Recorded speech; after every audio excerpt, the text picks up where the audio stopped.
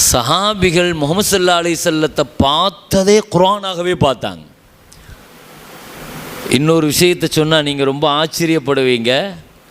அது இந்த சபை சில விஷயங்கள் சில சபைக்கு மட்டுமே சொந்தமான விஷயம்.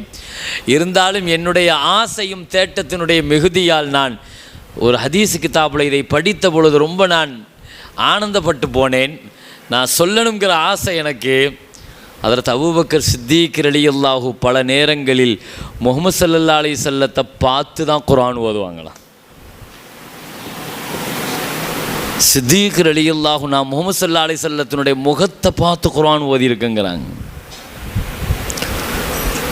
அது ஒரு ஆன்மீக நிலை. அது அந்த நிலைக்கு நாம் அடைந்தால், அந்த பார்வைக்கு நாம் போனால், நசீப் இல்லாதவங்களுக்கெல்லாம் அது கிடைக்கிறதில்ல பெருமக்களே. அல்லாஹ் அந்த நசீபை கொடுக்கணும். நமக்கெல்லாம் அதை பாக்கியமாக